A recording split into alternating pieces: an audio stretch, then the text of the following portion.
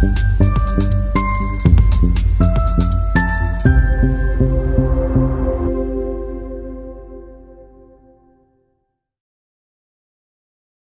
orang biasa mengatakan Quran itu salah biasa. Dulu biasa orang mengatakan Quran salah itu biasa.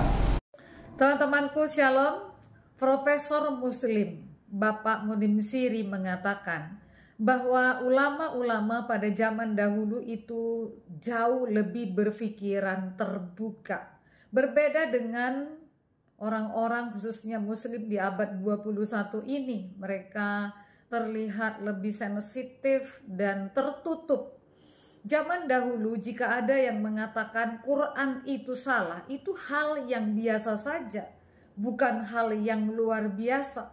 Tetapi jika pada zaman sekarang hal itu dikatakan ataupun diungkapkan, itu akan membuat sebagian orang Muslim kebakaran jenggot. Berikut ini kita akan menyaksikan video tentang bagaimana penjelasan Profesor Munim Siri melalui dialog. Semoga memberikan pencerahan ya.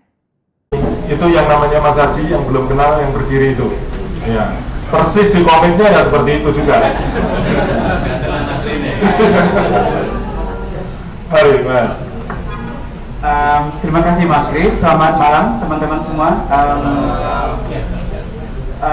Saya waktu dikontak oleh Mas Haji mengundang untuk ketemu sama kawan-kawan, itu saya langsung bilang yes gitu, karena dalam 2 hari ini itu saya kayak dikurung di satu ruangan gitu untuk berbicara hal-hal yang sangat serius tentang sejarah Quran gitu kan. Itu kan serius benar ya, padahal saya sudah lama nggak ketawa-ketawa gitu.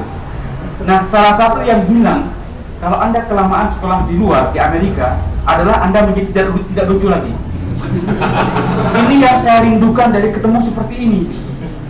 Dulu saya pernah lucu, tapi ketika kuliah di Amerika itu lucunya hilang. Nah, saya ingin belajar lucu lagi sekarang.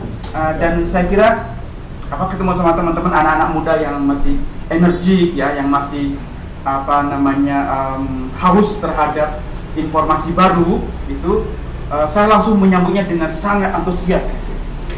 Sebenarnya itu saja, karena saya ingin ketemu sama kawan-kawan, sebenarnya saya lebih ingin mendengar daripada saya yang berbicara gitu. Mungkin teman-teman sudah mendengar atau membaca beberapa pikiran yang saya tulis ataupun ditulis orang tentang saya. Jadi saya sudah siap kalau malam ini saya dihakimi kira-kira. Dan saya kira benar bahwa salah satu yang menjadi persoalan bagi masyarakat Muslim secara khusus adalah kenyataan bahwa kita sekarang ini menjadi umat yang sangat close-minded. Berbeda dengan ulama-ulama kita dahulu. Ya, dulu walaupun orang-orang Arab Muslim itu berjubah, yang pakai belangkon yang besar-besar itu, tapi mereka secara intelektual itu jauh lebih terbuka dibanding kita yang hidup di abad 20 ini. Itu jauh lebih terbuka. Mungkin sebagian dari teman-teman itu mengikuti kontroversi ceramah saya di Malaysia. Itu ketika saya menyampaikan ceramah hari pertama, itu salah seorang mufti Malaysia hadir ya. Setiap kali saya mengatakan satu kata, dia bukan hanya interupsi, dia mengatakan 10 kata lebih banyak dibanding satu kata yang saya katakan. Nah, jadi itu menggambarkan betapa ketertutupan pikiran yang menjadi kendala bagi perkembangan umat Islam sekarang. Dulu ulama-ulama kita itu sangat terbuka, sehingga misalnya mereka bukan hanya, saya kasih contoh misalnya Tobari. Anda pasti sebagian besar dari kita ini sebagian sudah mengenal studi Islam, tidak semuanya. Ada yang Kristen. Oke, kalau begitu saya akan ngomong isu-isu interfaith saja. Ini ngomong tentang intelektual Islam, kita rubah judul kan? Kita rubah judul. Iya, gini. Orang seperti Tobari itu mufasir awal, ya, hidup pada abad ke-9 ke-10. Dia itu ketika menafsirkan ayat Al-Quran, setiap kata, setiap kalimat yang dia tafsirkan selalu diawali dengan kalimat ini, fihi ta'wil. Dalam hal ini ada banyak penafsiran. Maka dia akan sebutkan semua perspektif, ya walaupun yang aneh-aneh yang sampai kepada dia. Dia misalnya mengutip pendapat orang Aisyah yang mengatakan bahwa Quran itu salah. Coba kita sekarang ya, kita katakan Quran itu salah, pasti kepala kita dipenggal. Maka jangan ada orang yang bilang-bilang sama mengatakan Quran salah ya. Tapi dulu Aisyah itu biasanya rekam kan? Mudah-mudahan kan?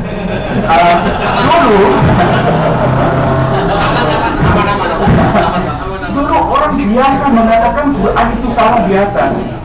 Dulu biasa orang mengatakan Quran salah itu biasa. Biasa. Aisyah itu mengatakan itu Quran salah karena penulisnya ngantuk. Itu kata Aisyah. Bahkan orang yang mengumpulkan Quran, Utsman bin Affan, itu pernah bilang ini salah, tapi kita orang-orang Arab tahu cara membacanya yang benar. Itu dulu biasa orang mengatakan Quran salah, itu biasa. Orang berdebat tentang teks Quran itu menjadi makanan sehari-hari. Apakah ini bagian dari Quran, perlu ditambah enggak? Gitu. Jadi ada satu kitab, ya, saya akan memulai dengan interface sebentar lagi. Ada satu kitab itu namanya Kitabul Masahif, kitab tentang mushaf-mushaf, ditulis oleh Ibnu Abi Dawud Al-Sijistani pada abad ke-5, abad ke-10 ya. Coba judul bukunya saja, kitab tentang mushaf-mushaf, kodeks. Jadi maksudnya kodeks. Artinya apa? Quran dulu itu banyak, bukan satu. Makanya disebut dengan mushaf-mushaf, bukan satu mushaf. Yang kita imani sekarang itu kita kan iman hanya ada satu Quran, namanya Mushaf Utsmani. Yang enggak. Jadi proses kanonisasi Quran seperti yang kita terima sekarang itu berlangsung lebih lambat dibanding yang kita duga. Seperti halnya semua kitab suci itu berproses lebih lama dibanding yang kita duga. Coba kitab orang Yahudi, Hebrew Bible, itu berapa ribu tahun diperlukan untuk menjadi kitab yang kita terima sekarang. Ya. Christian Bible, Bible-nya orang Kristen, itu kapan terkumpul menjadi kitab kanon yang kita terima sekarang? Lebih dari 200 tahun setelah Yesus tiada. Semua kitab suci itu proses kanonisasinya terjadi secara gradual, lebih lamban dibanding yang kita duga.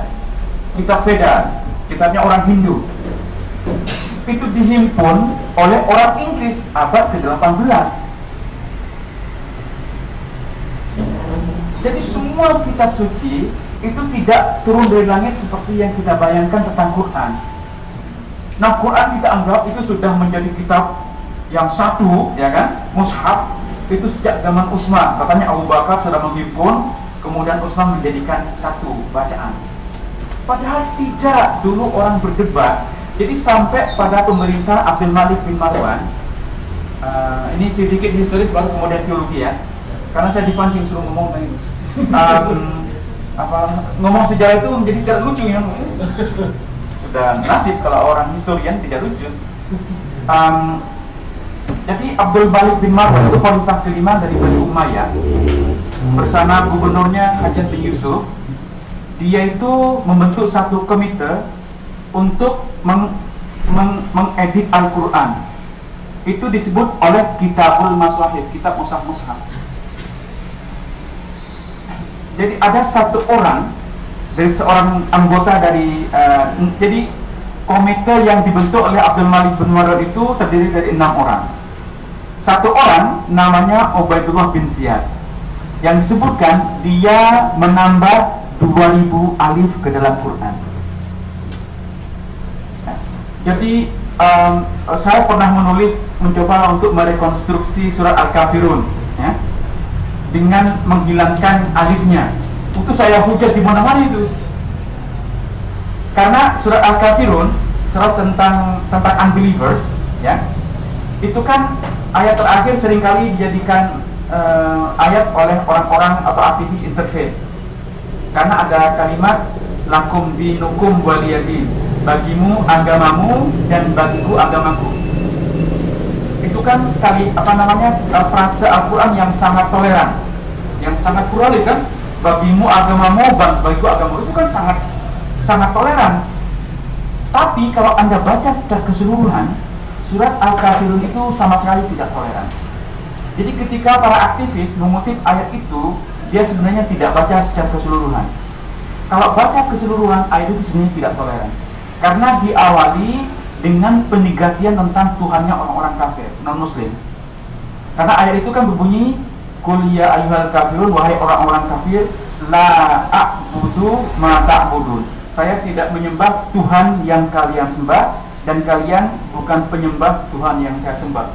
Itu adalah statement yang menegasikan Tuhan non-muslim, bahwa mereka menyembah Tuhan yang berbeda dengan orang Islam.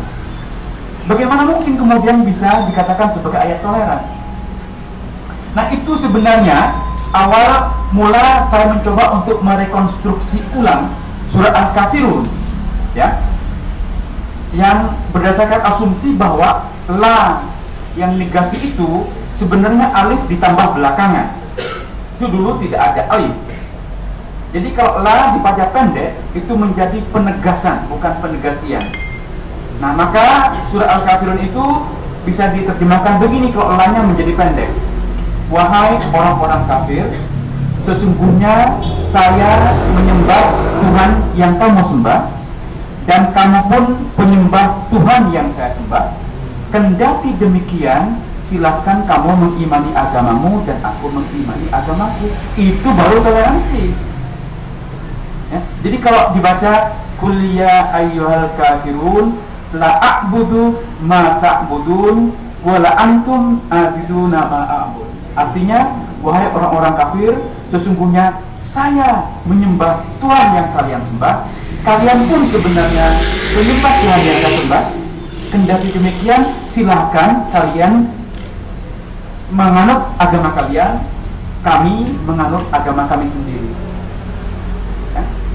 Karena alif itu ditambah belakangan. Jadi Ubaidullah bin Ziyad itu disebutkan menambah 2000 alif ke dalam Al-Quran.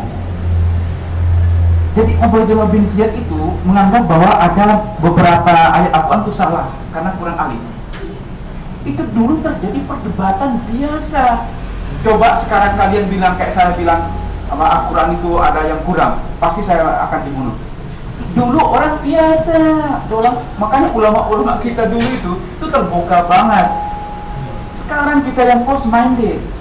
Pokoknya kalau sudah menyangkut Quran nggak boleh diotak-atik. Dulu orang biasa mengotak-atik teks Quran itu biasa, nggak ada masalah. Jadi ada satu perdebatan yang melibatkan Ubaidullah bin Ziyad ini dengan Hajjaj bin Yusuf, ya, gubernur Irak yang sangat keras, dia sangat agresif. Menyangkut bacaan begini, saya kira terlalu banyak ayat Qurannya ini. Bahaya terlalu banyak ayat Quran. Saya kira saya kasih contoh, kemudian kita ngomong tentang Quran dan teologi Kristen, ya, karena saya kira banyak teman-teman Kristen di sini. Jadi ada ayat Al-Quran yang menurut Ubaidullah bin Ziyad itu salah. Tetap, jadi ini direkam di Kitabul Masahih. Anda kalau tidak percaya buka Kitabul Masahih. Jadi ada ayat Quran surat Al-Mu'minun itu bunyinya begini. Qul man rabbus samawati sab'i wal arsyil azim sayaquluna lillahi. Ini antara pertanyaan dan jawaban tidak matching. Jadi pertanyaannya itu, siapakah Tuhan langit yang 7 dan arsy yang agung? Jawabannya, mereka akan menjawab milik Allah. Coba, antara pertanyaan dan jawaban tidak match. Ya, karena pertanyaannya Tuhan, siapakah Tuhan? Siapakah Tuhannya langit yang 7? Jawabannya milik Allah, kan nggak matching. Kalau pertanyaannya milik siapakah langit yang 7? Jawabannya milik Allah. Itu baru match. Ya. Maka kata Ubaidullah bin Ziyad, lillahi itu milik Allah, kalau ditambah alif di depan akan berkata Allah, bukan lillahi. Jadi orang biasa dulu berdebat seperti ini, biasa. Sekarang kita tertutup. Ya. Maka ketika misalnya saya katakan ini, saya ingin masuk ke soal apa namanya interfaith, ya. Ini salah satu yang sangat sensitif bagi sebagian teman-teman, tapi ingin saya buktikan bahwa cara orang-orang Islam memahami Kristen itu tidak benar, karena kita belajar Kristen dari Quran. Itu tidak benar, ya. Kalau kita ingin paham Kristen, baca buku-buku Kristen tentang sejarah Kristen. Kalau Anda membaca Al-Quran, Anda tidak akan pernah mengerti Kristen. Kenapa? Karena Al-Quran itu punya kristologinya sendiri yang berbeda dengan keyakinan orang-orang Kristen. Ini yang menjadi problem kalau umat Islam mendasarkan pengetahuannya tentang Kristen dari Al-Quran. Itu menjadi problem. Saya kasih contoh misalnya kritik-kritik Al-Quran terhadap teologi Kristen. Itu berbeda sepenuhnya dengan yang diyakini orang Kristen sendiri. Misalnya kritik tentang Trinitas, ya kan? Ini yang sangat kontroversial kan? Orang Islam kan nggak ada itu masa Tuhan itu tiga satu Tuhan tiga, itu kan nggak rasional gitu kan? Coba Anda lihat bagaimana Quran mengkritik. Jadi ada ayat, telah kafir orang yang mengatakan bahwa Allah itu ketiga dari tiga. Laqad kafara alladziina qalu innallaha salisu salasa. Jadi yang dibayangkan Quran tentang Trinitas adalah bahwa ada 3 Tuhan. Ini bukan yang diyakini oleh orang Kristen. Yang dikritik oleh Al-Quran itu paham triteisme, paham tentang 3 Tuhan. Trinitas itu satu Tuhan, tapi memiliki 3 hypostasis. Jadi bukan 3 Tuhan. Kalau Anda tanya orang Kristen, siapapun, ya, dari sekte apapun, denominasi apapun, apakah Anda mengimani 3 Tuhan? Enggak ada yang akan bilang iya. Mereka akan mengatakan kami iman pada satu Tuhan. Iya, satu Tuhan. Nah, coba Anda bayangkan ini lagi. Oke lah, Anda dah Quran benar, orang Kristen menyembah 3 Tuhan. Terus 3 Tuhan siapa saja? Kalau Anda membaca Quran, 3 Tuhan yang dipahami oleh Al-Quran itu adalah terdiri dari Allah, Yesus, dan Maryam. Ya, jadi di surah Al-Maidah itu kan ada ayat ketika Allah berfirman kepada Isa, Allah kan mengatakan gini, A'anta qulta linnasi, apakah engkau wahai Isa berkata kepada orang-orang, ittakhiduni, jadikanlah saya. Ini kata-kata Isa ya, Yesus, jadikanlah saya dan ibu saya, wa ummi, sebagai 2 Tuhan ilaha ini min dunillah, selain Allah. Jelas sekali kan bahwa orang-orang Kristen dituduh oleh Al-Quran mengimani Allah, Maryam, dan Isa sebagai Tuhan. Itu tidak ada. Anda tanya pada orang Kristen dimanapun, tidak akan ada orang yang mengatakan bahwa Maryam itu salah satu member, salah satu anggota dari Trinitas. Itu tidak ada. Enggak ada. Nah, itu sebabnya kalau Anda mendasarkan pengetahuan Anda terhadap Al-Quran untuk memahami Kristen, Anda salah alamat. Karena Al-Quran itu punya kristologinya yang berbeda dengan yang diyakini oleh orang-orang Kristen. Bagi orang Kristen, Trinitas itu terdiri dari the Father, the Son, and the Holy Spirit. Tidak ada Maryam. Nah, pertanyaannya, kenapa kemudian Al-Quran itu menyebut Maryam sebagai salah satu anggota dari Trinitas. Ini perdebatan klasik, ya. Tetapi poin saya adalah, kalau Anda ingin memahami Kristen, Anda tidak cukup dengan membaca Al-Quran. Kalau Anda mendasarkan ilmu Anda tentang Kristen dari Al-Quran, maka Anda akan salah paham. Bukan hanya soal teologi, hampir semua. Misalnya soal kitab suci. Ya, ini kan kadang-kadang sebagian besar orang Islam itu menuduh orang Kristen itu telah merubah kitab sucinya, ya. Jadi kitab suci orang Kristen yang ada sekarang itu sudah tidak otentik lagi, telah mengalami perubahan, tahrif, ya, dan seterusnya, telah mengalami falsifikasi. Ya. Coba Anda lihat, ketika Anda membaca ayat-ayat Al-Quran yang merujuk tentang kitab suci orang-orang Kristen, Al-Quran itu selalu menggunakan kata Injil singular, ya. Tidak pernah Al-Quran itu menyebut Injil lebih dari satu. Jadi Al-Quran itu membayangkan Injil itu sebagaimana Taurat atau sebagaimana Quran. Jadi sebagaimana Taurat itu adalah kitab yang diturunkan kepada Nabi Musa, dan Quran adalah kitab yang diturunkan kepada Nabi Muhammad, Al-Quran itu membayangkan Injil adalah kitab yang diturunkan kepada Isa. Ini bukan paham Kristen. Enggak ada orang Kristen yang bilang bahwa ada kitab yang namanya Injil diwahyukan kepada Isa, itu tidak ada.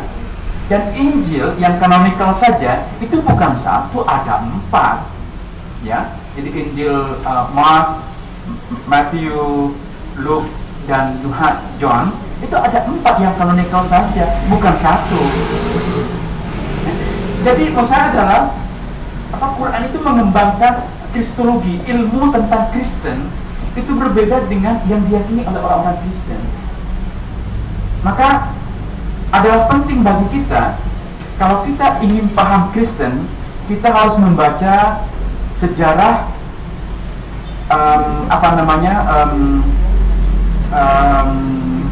literatur Kristen sendiri, ya.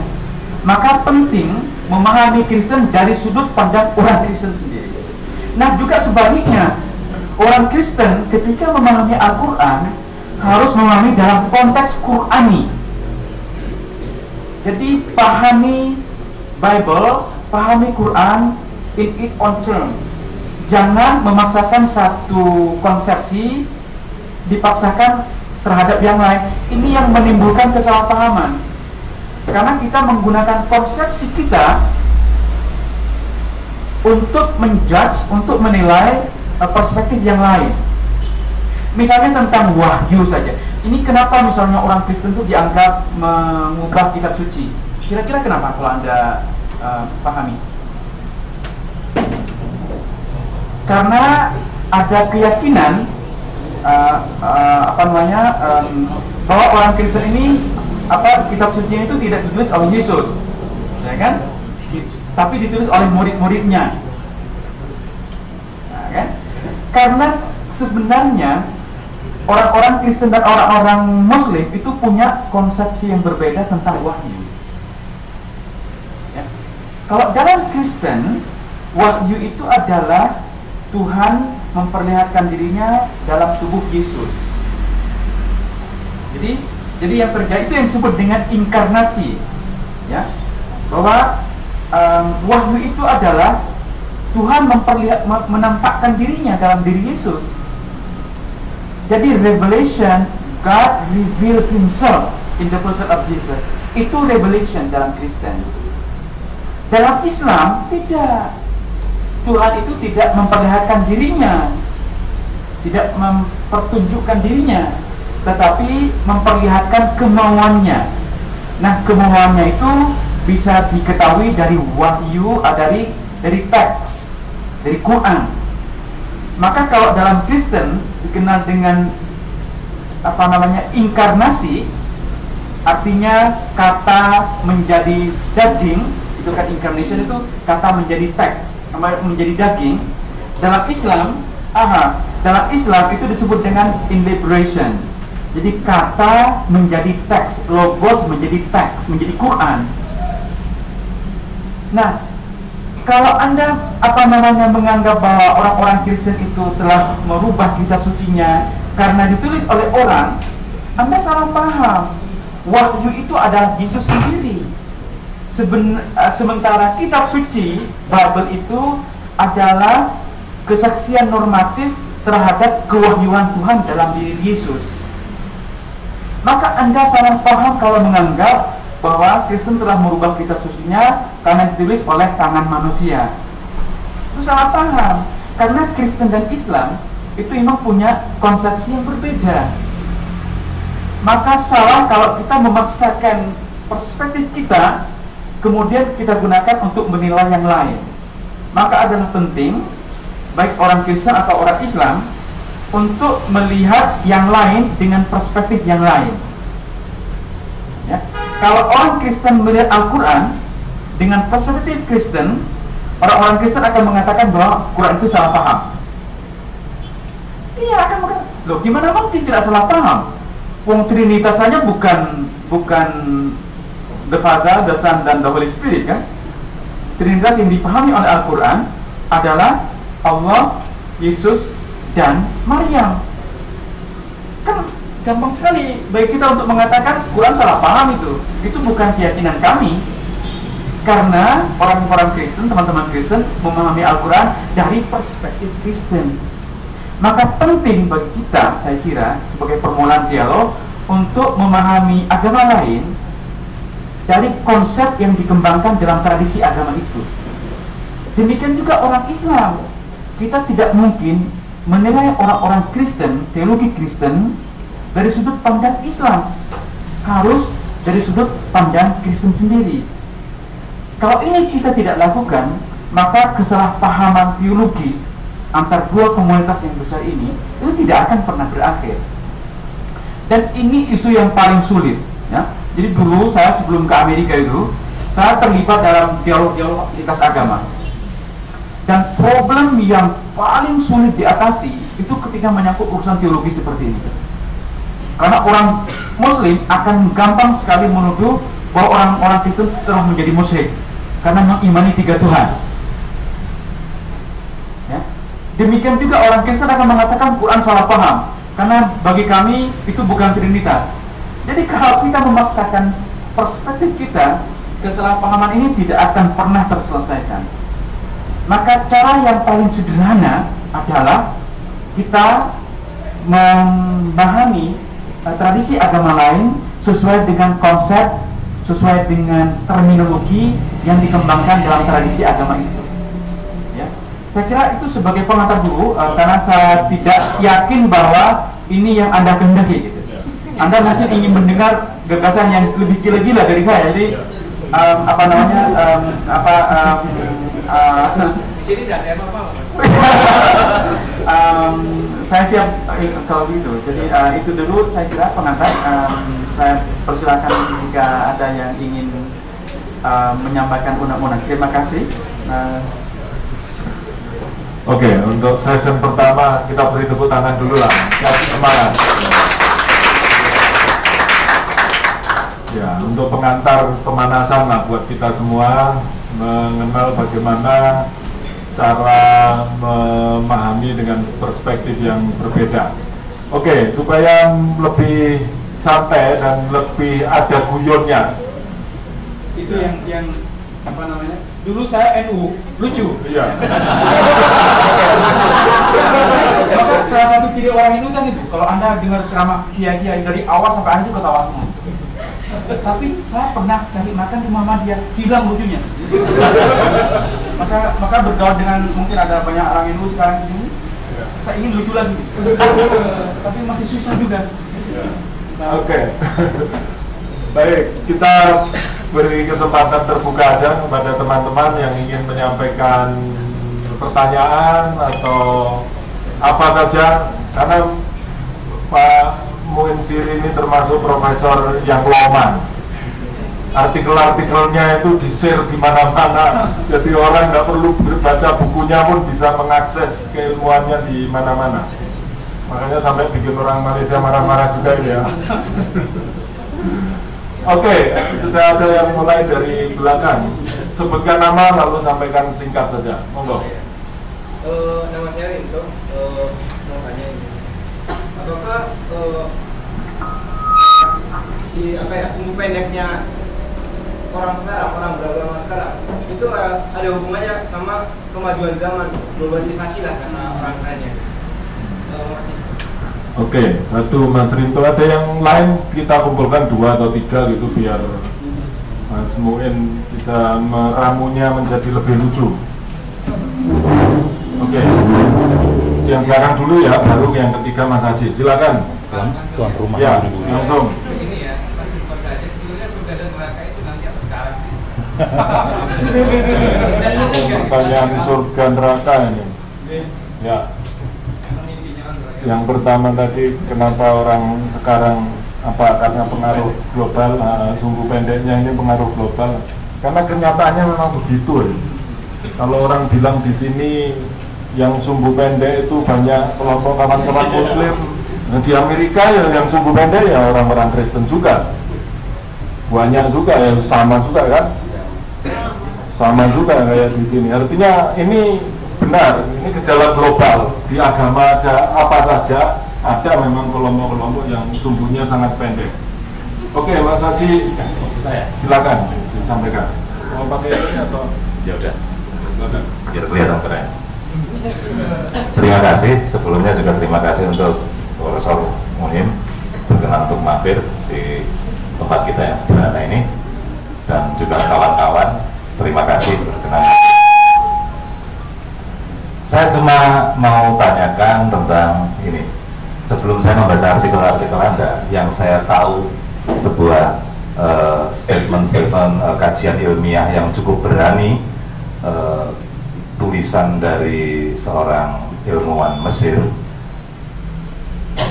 itu ternyata juga disambut dengan kekerasan karena ternyata banyak yang tidak menyukai fakta sejarah. Faraz Laudan yang pernah saya baca gitu, yang menyebutkan fakta-fakta bahwa sebenarnya sahabat Nabi itu juga ada yang korupsi gitu, misal itu fakta sejarah yang disodorkan. Lantas hal-hal yang lain juga gitu, yang akhirnya di situ bertabrakan dengan statement Nabi sendiri bahwa semua sahabat Nabi dijamin masuk surga, tapi faktanya mereka saling bunuh. Yang menarik adalah pertanyaan buat saya, dari saya adalah kenapa fakta-fakta sejarah ini justru tidak populer diajarkan di pesantren misalkan, sehingga kita melihat masa-masa zaman Nabi itu sebagai masa yang sangat indah. Sepertinya para sahabat Nabi adalah manusia-manusia mendekati sempurna semua, dua pasangan yang keren, super keren, mustahil bisa terjadi lagi. Makanya banyak yang merindukan kembali seperti itu. Kenapa tidak disampaikan di pelajaran-pelajaran sejarah oleh agamawan-agamawan tentang fakta-fakta itu? Sudah waktunya kan sebenarnya umat itu untuk mengetahui fakta dari orang-orang yang dari mereka lah kita belajar. Itu saja dari saya. Terima kasih. Terima kasih. Monggo langsung nih Mas Muin. Mudah-mudahan dengan 3 pertanyaan ini nanti yang lain bisa tertarik. Saya mulai dari terakhir karena tuan rumah ya. Kalau tuan rumah tidak direspon pertama, saya khawatir marah-marah. Jadi supaya kita happy gitu, jadi kita mulai dari tuan rumah dulu. Saya ingin bertanya Mas Haji, dari mana Anda tahu bahwa itu semua fakta, itu data? Kan teman-teman ingin mendengarkan gagasan yang agak gila-gila, kan nggak apa-apa kan? Dari mana Anda tahu bahwa Nabi Muhammad itu ada? Dari mana? Ada yang, apakah Anda punya data? Apakah Anda punya bukti sejarah bahwa nama Muhammad itu memang betul-betul ada? Dari mana Anda tahu? Tidak ada ya? Tidak ada kan? Tidak ada. Kita tahu bahwa ada seseorang yang namanya Nabi Muhammad yang lahir di Mekah dan Madinah, dan kemudian banyak sahabatnya, itu dari buku-buku yang ditulis sangat belakangan. Jadi buku tentang sejarah hidup Nabi Muhammad itu ditulis lebih dari 100 tahun setelah kematian Nabi Muhammad. Lebih dari 100 tahun dari kematian Nabi Muhammad. Nah, jika Anda seorang historian, saya ini dididik sebagai historian, ya, baru belakangan saya karena mengajar di Notre Dame, kampus Katolik, di Departemen Teologi, maka kemudian saya mendalami teologi, ya. Padahal saya itu di training sebagai theologian. Saya menyelesaikan S2 di UCLA, itu di Departemen Sejarah. Kemudian di University Chicago, area studi saya itu History of Religion. Jadi saya sebenarnya di-train sebagai historian, ya. Nah, jika Anda seorang historian, maka salah satu kanon yang paling dasar yang harus diikuti, satu prinsip yang paling dasar yang harus diikuti oleh seorang sejarawan adalah Anda tidak boleh menggunakan sumber-sumber yang tidak sezaman dengan peristiwa yang direkamnya. Dan kita tidak punya, sekarang ini kita tidak punya sumber-sumber yang ditulis sezaman dengan hidupnya Nabi Muhammad. Yang kita miliki sekarang itu ditulis jauh setelah Nabi Muhammad meninggal. Jadi sebagaimana kita tidak tahu tentang Yesus yang historis, kita juga sebenarnya tidak tahu Muhammad yang historis. Jadi sampai sekarang para ahli tentang sejarah Kristen itu masih berdebat tentang siapakah Yesus yang historis itu, yang itu masih berdebat dengan sekarang, sampai sekarang, ya. Karena apa? Karena tidak ada buku-buku yang ditulis sezaman dengan pada masa Yesus masih hidup. Jadi misalnya kita Gospel, Injil itu kan sebenarnya riwayat hidup, tapi kan ditulis jauh sekali setelah Yesus tiada. Persis sebenarnya dengan riwayat hidup Nabi Muhammad. Riwayat hidup Nabi Muhammad, buku yang paling awal yang sampai kepada kita sekarang, itu ditulis oleh Ibnu Ishaq yang meninggal tahun 150 Masehi, Hijriah. Artinya lebih dari 100 tahun setelah Nabi Muhammad meninggal. Apakah Anda yakin bahwa buku ini itu mengandung informasi yang akurat tentang Nabi Muhammad? Tidak bisa kita yakin. Loh, sekarang saja kita berdebat tentang di mana Pak Karno lahir, di Blitar atau Surabaya. Kita sekarang masih berdebat tentang Pak Karno lahir di mana. Pak Karno itu lahir akhir abad 19 mungkin, ya, atau awal abad 20, ya kan, di Indonesia yang sudah ada bahan-bahan untuk mencatat. Bayangkan Nabi Muhammad itu lahir di Arabia yang terisolasi, tidak ada tape recorder seperti ini untuk merekam, ya. Bagaimana mungkin Anda yakin buku yang ditulis lebih dari 100 tahun itu akan menggambarkan kehidupan Nabi yang sebenarnya? Tidak mungkin, tidak mungkin. Jadi secara prinsip yang paling dasar saja, sumber-sumber Muslim itu sudah tidak memenuhi syarat. Nah, kalau Anda menggunakan sumber-sumber non-Muslim, nah ini ya, yang ditulis oleh orang-orang Kristen atau orang-orang Yahudi, yang ditulis dekat dengan kehidupan Nabi, tidak satupun di antara para penulis Kristen atau Yahudi yang menyebut ada seorang yang namanya Muhammad. Muhammad itu ada beneran atau fiktif? Al-Quran sendiri, ini kalau saya ingin menantang Anda, ya, Al-Quran sendiri itu hanya menyebut kata Muhammad 4 kali. 4 kali, hanya 4 kali, ya. Jadi nama Ibrahim, nama Musa itu disebut puluhan kali, 60, 80 kali. Isa, Yesus itu disebut 25 kali, dengan ditambahkan Al-Masih itu menjadi 69 kali.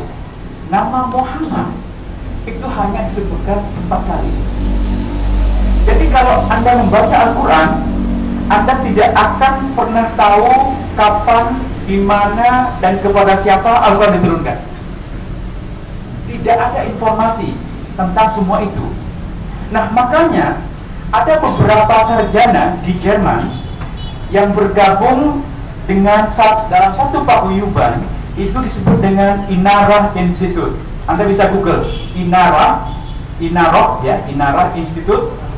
Inara itu kan dari kata nar, nur, cahaya, enlightenment. Jadi orang-orang yang dipengaruhi oleh gagasan-gagasan pencerahan. Ini sekarang, ya. Ini sekarang. Jadi beberapa sarjana di Jerman bergabung mendirikan satu paguyuban, itu disebut dengan Inara. Mereka berargumen bahwa Muhammad itu sebenarnya figur fiktif. Ini serius loh ya, ini serius. Ini sarjana-sarjana yang menggeluti sejarah Islam berkesimpulan bahwa Muhammad itu adalah figur fiktif. Ini gilanya udah boleh nambah kan? Kenapa? Ini mau kenapa gilanya? Gilanya kenapa? Karena begini, coba kita bisa tidak setuju, tapi mereka telah mengajukan satu data-data yang perlu kita pikirkan ulang. Ya? Jadi misalnya begini, kata Muhammad, ya, kalau Anda membaca dalam literatur Arab pra-Islam, ya, misalnya syair-syair pra-Islam, tidak pernah menggunakan kata Muhammad sebagai proper name, sebagai nama manusia, itu tidak pernah. Muhammad itu sebenarnya kata sifat atau Muhammad itu apa artinya? Yang terpuji, yang terpuji. Jadi dia adalah sifat seseorang, ya. Misalnya Mas Kris yang terpuji, Kris Muhammad kan, Kris yang terpuji. Jadi tidak pernah ada dalam sumber-sumber Arab sebelum Islam yang menggunakan kata Muhammad sebagai nama seseorang. Itu tidak pernah ada. Itu tidak pernah ada. Kalau Anda baca dalam bahasa yang menjadi cikal bakal bahasa Arab, namanya bahasa Nabatian. Jadi Nabatian itu adalah bahasa yang menjadi cikal bakal bahasa Arab, ya. Dalam bahasa Nabatian, Muhammad itu disebutkan sebagai sifat Tuhan. Maka, ya, ketika di Dome of Rock, apa namanya, Kubah Sohrab, di Gumas di Palestina, di sekarang di Yerusalem, itu kan kubah yang dibangun oleh Abdul Malik bin Marwan, khalifah kelima. Itu ada tulisan Muhammadun abduhu wa rasuluhu, Muhammad hamba dan rasulnya. Oleh sarjana-sarjana Jerman yang bergabung dalam Inara, disebutkan bahwa kata Muhammad di situ sebenarnya sifat Yesus. Jadi Yesus itu adalah hamba dan rasul Tuhan yang terpuji. Karena memang tidak pernah ada kata Muhammad digunakan sebagai proper name, sebagai nama orang, lebih kepada sifat. Jadi ini serius sekali, ya. Ini serius sekali. Kalau kalau Anda menggunakan sumber-sumber non-Muslim, tidak ada satupun, ya, sumber-sumber non-Muslim yang awal menyebut bahwa ada seorang di Arab yang disebut sebagai nabi yang bernama Muhammad.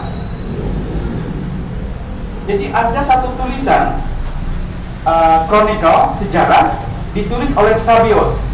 Sabios ini adalah seorang kronikal Kristen yang menulis sejarah pada tahun 634. Ini yang paling awal yang merespon kemunculan Islam, ya, ditulis tahun 302 tahun setelah Nabi Muhammad meninggal. Kan Nabi Muhammad itu meninggal kan 632. Nah, buku ini ditulis 634, hanya 2 tahun. Artinya sangat dekat kan? Jadi kalau sumber-sumber Muslim itu sangat belakangan, lebih dari 100 tahun. Nah ini ada sejarah yang orang Kristen ditulis sangat dekat sekali. Dan dalam tulisan Sobios ini tidak disebutkan ada seorang yang namanya Muhammad. Hanya disebutkan bahwa dalam satu peperangan orang-orang Arab itu dipimpin oleh seorang yang mereka sebut sebagai nabi. Tapi tidak disebutkan namanya siapa. Tidak disebutkan namanya siapa. Bahkan Al-Quran sendiri ketika menyebutkan bahwa ada seorang nabi yang termaktub dalam Injil dan Taurat, itu tidak menyebut nama Muhammad. Ismuhu Ahmad, yang sangat terpuji. Itu tidak ada. Nah, sekarang Anda mau mikir, Nabi Muhammad itu figur historis atau fiktif sebenarnya. Ya. Tapi saya tidak mengatakan bahwa Muhammad itu tidak ada. Jadi hanya persoalannya kita tidak punya data yang historis, ya, data yang bisa dipertemukan, yang reliable secara akademis, yang bisa dijadikan sebagai dasar untuk merekonstruksi kehidupan seseorang yang bernama Nabi Muhammad itu. Karena sumber-sumber yang kita miliki sekarang ini ditulis sangat belakangan. Ya, saya tidak mengatakan Nabi Muhammad itu fiktif, ya. Saya tidak mengatakan Nabi Muhammad itu fiktif, tetapi sesungguhnya kita tidak punya sumber yang reliable yang bisa dipertanggungjawabkan secara akademis untuk merekonstruksi sejarah Nabi, apalagi sejarah sahabat-sahabat Nabi. Jadi kalau disebutkan bahwa ada data yang menyebutkan para sahabat Nabi itu dijamin masuk surga dan seterusnya, kita perlu bertanya apa yang kita maksud dengan data. Apa yang kita maksud dengan data historis? Saya kira bagian untuk tuan rumah sudah selesai. Saya kira terlalu panjang berlebihan juga. Ya. Nah, pertanyaan tentang sumbu pendek. Ya. Kalau Anda bertanya apakah ini fenomena lahir di abad berapa, sedangkan Sulaiman atau Salomo di abad berapa? Jelasnya sangat jauh sekali, dari ribuan tahun. Dan apakah mungkin ada tafsiran lain atau ada pendapat lain? Mungkin Baitul Maqdis itu merujuk ke apa? Mungkin bukan merujuk ke Temple of Solomon, mungkin merujuk ke yang lain. Gitu. Terima kasih. Terima kasih Mas Moses. Di Jawa Tengah kalau ada yang pernah datang ke Candi Sewu ya, belakangnya Prambanan itu ya, itu kabarnya dibangun semalam. Sejarah itu. Ya, sejarah itu. Saya masih ingat. Rasa kaget. 40 tahun lumayan. Itu semalam. Yang dekat sini ya, enggak jauh. Oke, yang terakhir tadi, Mas. Silakan. Ya, nama saya Yogi, Pak. Yogi. Ya, masih berkaitan dengan pertanyaan Mas Moses. Saya membaca sebuah pendapat bahwa Al-Quran itu kalau diuji secara historis itu tidak bisa bertahan karena fakta-fakta di dalam Al-Quran itu banyak kesalahan secara historis. Nah, bagaimana pendapat Pak Profesor? Dan juga saya membaca tulisannya Bapak bahwa Al-Quran itu kan juga gradual mengalami evolusi. Tapi persoalannya kita tidak bisa melakukan kritik teks terhadap Al-Quran karena dokumen-dokumen awal itu semua dibakar. Nah, bagaimana kita bisa tetap mengimani kebenaran Al-Quran kalau kemudian sebenarnya kita tidak pernah bisa tahu bagaimana sebenarnya firman yang diwahyukan melalui Nabi Muhammad. Cukup 5 pertanyaan ini. Atau nanti lah kita. Oh iya, tadi sudah katakan dari pagi. Silakan Pak. Saya Ari dari Brawijaya. Ari. Jadi menyambung jawaban Bapak tentang orang-orang intelektual yang harus menolak mengikuti ilmu pendek. Kebetulan saya sudah meningkatkan melakukan diskusi kecil gitu di kelas, di teman-teman organisasi saya. Cuma berbenturannya sama teman-teman yang nggak paham tentang agama itu sendiri, apalagi mengesampingkan historis. Ketika saya ngomong ini, mereka apalagi yang muslim, jadi nggak bisa dikritik. Kristen juga kayak gitu, nggak ngerti agamanya sendiri. Jadi pertunangan teologi seperti apa yang harus dilakukan sebenarnya? Kayak gitu sih pertanyaan.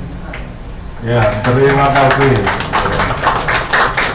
Kadang-kadang ada kecenderungan kayak gitu, Prof. Mungkin kita perlu terbuka aja. Ya, kita mungkin perlu terbuka aja. Kalau yang mau buka-bukaan ke kawan-kawan muslim, sing Kristen sing akeh sing teko. Iya, terus merasa senang. Wow, ternyata bener tuh gitu toh. Asumsinya begitu. Tapi sebaliknya begitu nanti. Nah, ini orang Kristen mau buka-bukaan, orang muslim banyak yang datang dalam rangka tujuan seperti itu. Nah, itu tadi saya mengingatkan apa yang disampaikan Pak Muin Siri. Intelektualitas kita jadinya tumpul karena kita dari awal membangun diskusi pun sudah dengan judgement tertentu. Kalau ini untuk kepentingan saya, urusan orang lain saya campuri, tapi tidak melihat dari perspektif orang lain. Nah, dari awal tadi kan ditegaskan ya, coba kita melihat dari perspektif yang berbeda. Terutama ini urusan-urusan yang berkaitan dengan sejarah, ini perbedaannya nggak hanya semalam, 2 hari, 3 hari, bisa puluhan tahun. Oke, 6 pertanyaan tadi saya catat, kalau lupa nanti saya ingatkan. Baik, saya sekarang mulai sadar bahwa teman-teman di Malang itu memang gila-gila. Saya awalnya itu takut-takut gitu.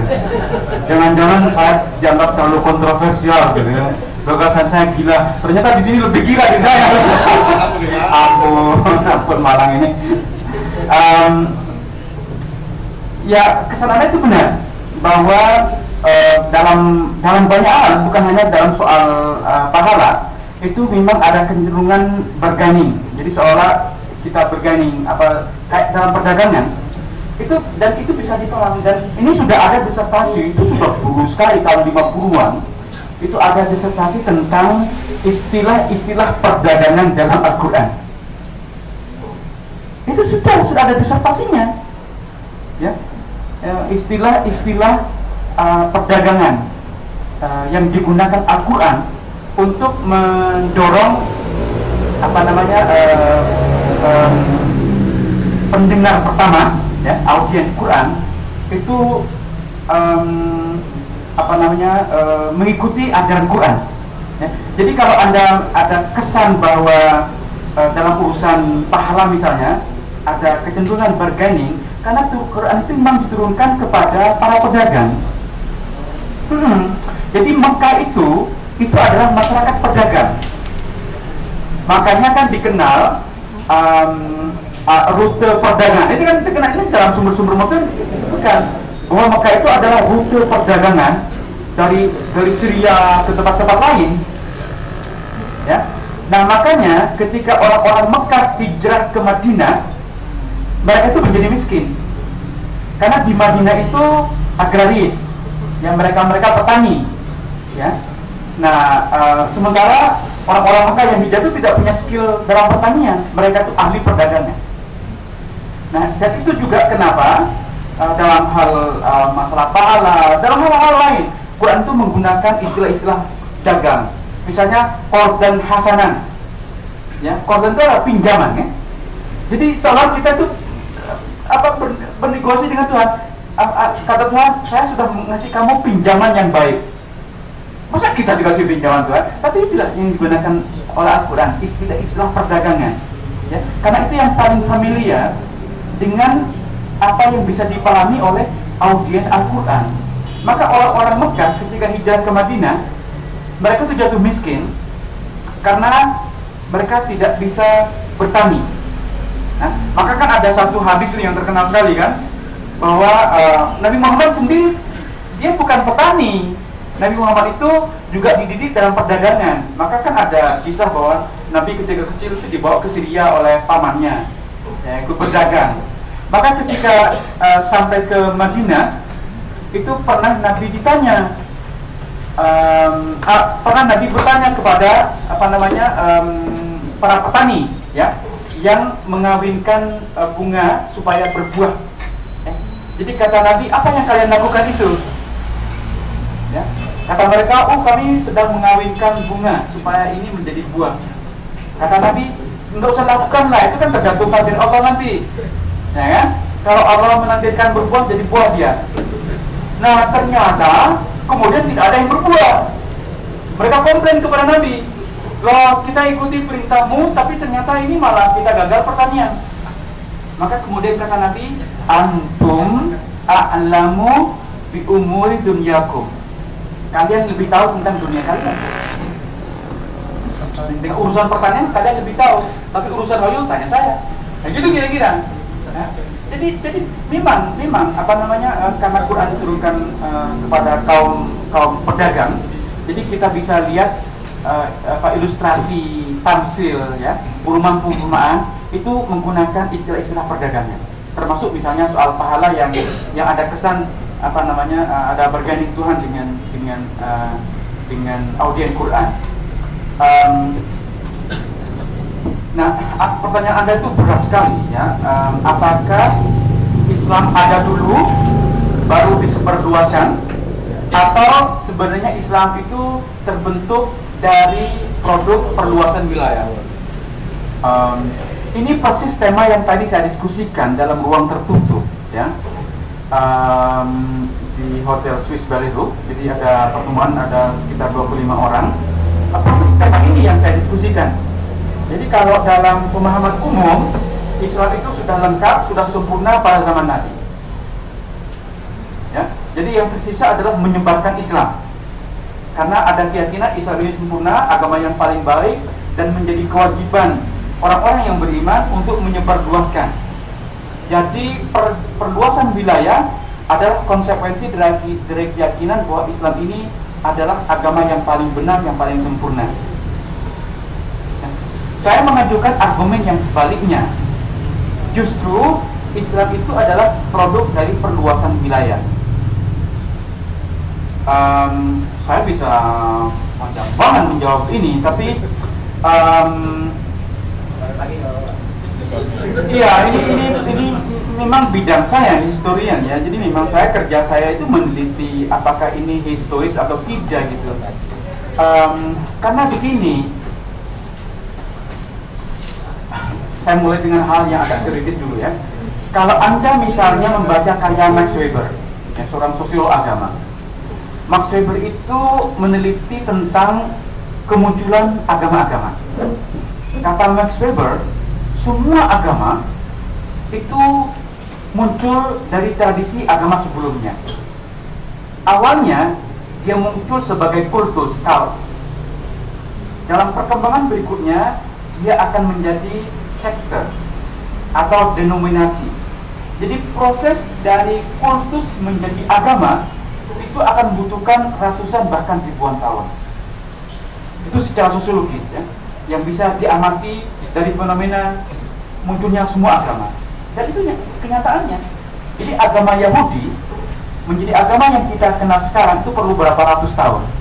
Jadi Yahudi yang kita kenal sekarang itu disebut dengan Rabbinic Judaism. Artinya Yahudi yang dirumuskan oleh para rabai. Walaupun bisa dilacak pada Musa, bahkan pada Ibrahim, karena first patriarch Ibrahim ya. Coba Anda bayangkan dari masa Ibrahim, tapi sebenarnya menjadi ada Yahudi itu setelah para rabai merumuskan hampir bersamaan dengan kelahiran Kristen sebenarnya. Jadi perlu puluhan juta tahun menjadi agama Yahudi yang kita kenal sekarang. Agama Kristen itu tidak ada ketika Yesus masih hidup. Jadi sistem keyakinan Kristen yang kita kenal sekarang itu terjadi ratusan tahun setelah Yesus tiada.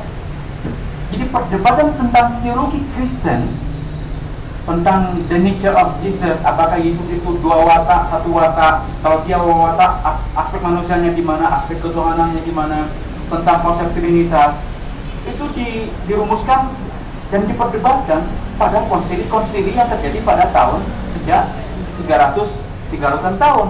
Jadi pada tahun 325 itu ada konsili Nisia yang merumuskan tentang watak Yesus. Tentang konsep Trinitas itu rumuskan berikutnya, ya, sampai pada rumus konsili Chalcedon. Jadi rumusan teologi Kristen sebagai sistem keyakinan yang kompleks itu terjadi ratusan tahun. Ya, semua agama Protestan itu muncul jauh setelah Martin Luther meninggal. Jauh. Jadi semua agama itu lahir jauh setelah para nabinya, ya, para pendirinya tiada. Jauh. Nabi Musa, ya, kalau kita yakin Nabi Musa itu sebagai the founding father dari agama Yahudi. Agama Yahudi lahir ratusan ribuan tahun setelah Nabi Musa. Agama Kristen itu ratusan tahun setelah Yesus. Agama Protestan puluhan tahun, mungkin juga ratusan tahun setelah Martin Luther. Semua. Teman-temanku, melalui video ini kita bisa melihat bahwa memiliki pemikiran yang terbuka itu jauh lebih baik. Mengerti apa yang kita imani itu juga jauh lebih baik, agar iman yang kita miliki itu menjadi kuat, menjadi kokoh, dan tidak mudah terombang-ambing. Dan salah satu cara agar iman kita tidak mudah terombang-ambing adalah dengan kita mengetahui dengan jelas Alkitab ataupun Al-Quran yang kita baca, yang kita imani. Selain itu kita juga harus mengenal Tuhan, siapa sebenarnya yang kita sembah. Tuhan yang seperti apa sebenarnya yang sedang kita ikuti dan kita layani seumur hidup kita. Firman Tuhan berkata, "Jikalau kamu tetap dalam firman-Ku, kamu benar-benar adalah murid-Ku, dan kamu akan mengetahui kebenaran, dan kebenaran itu akan memerdekakan kamu." Jadi teman-teman, setiap kita perlu mengerti kebenaran, perlu mengerti fakta. Karena yang penting adalah bukan seberapa banyak orang bisa menjadi Kristen, tetapi yang penting adalah seberapa banyak orang yang menjadi percaya kepada Tuhan oleh karena pengertian ataupun pengetahuan yang baik dan benar, sehingga engkau bisa memilih siapa Tuhan yang harus engkau yakini. Sebab keyakinan ataupun keimanan ataupun keagamaan itu bukanlah suatu paksaan, tetapi itu adalah pilihan keyakinan, di mana pilihan kita hanya kita pertanggungjawabkan kepada Tuhan. Jadi saya sebagai seorang Kristen tidak pernah memaksa orang lain untuk menganut keyakinan saya. Tetapi jika teman-teman melalui video yang saya sharingkan, melalui firman yang saya bagikan, dan hatimu terbuka, hatimu menjadi percaya kepada Tuhan Yesus, silakan engkau datang kepada Tuhan Yesus. Tetapi jika sebaliknya engkau telah menonton video-video yang saya post dan saya bagikan firman Tuhan dan engkau tetap tidak percaya, saya juga menghargai teman-teman sekalian, karena menurut saya menjadi percaya itu adalah pilihan. Menjadi percaya itu adalah anugerah dari Tuhan. Tuhan Yesus memberkati.